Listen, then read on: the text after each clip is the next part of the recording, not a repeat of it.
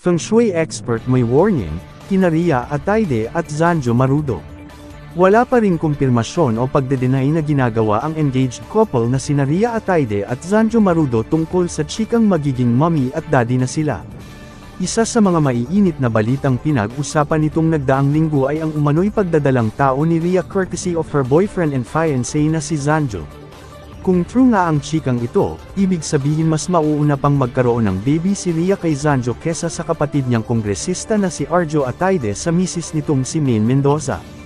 And if ever na totoo ngang pregnant na si Rhea, sure na sure kaming isa sa mga tuwang-tuwa ngayon pa lang ay ang nanay niyang si Sylvia Sanchez na aminadong atat na atat ng magkaapo sa kanyang mga anak. Well, abangers na lang tayo kung kailan ibabandera ni na Zanjo at Rhea ang good news na ito, kung totoo nga ang mga chika. Samantala, ayon naman sa isang Feng Shui expert na nakachikahan namin recently, kasama ang ilan pang piling members ng showbiz press, okay naman daw ang Year of the Dragon para kina Rhea at Zanjo.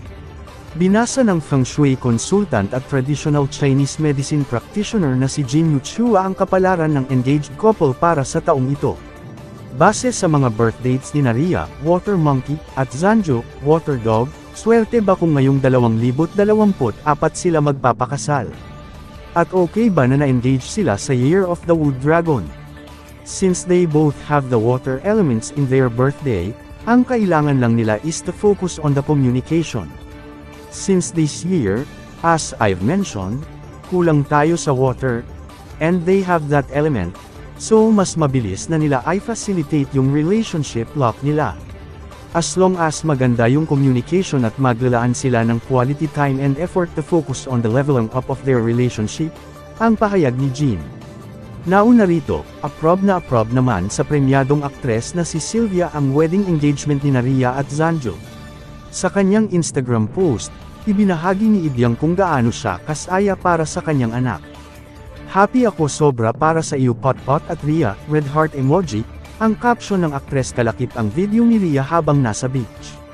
Mensahe pa niya kay Rhea, deserve mo yan dahil napakabuti mong anak.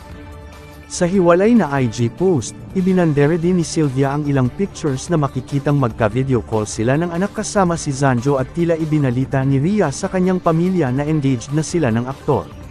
Sa caption, inilarawan pa ng batikang aktres ang couple na perfectly matched. Say niya sa post, "My heart is overflowing with joy, red heart emoji, perfectly matched, ring."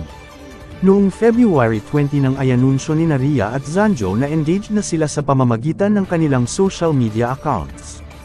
Forever sounds good, ang caption ng kapamilya actress sa litrato nila ni Zanjo.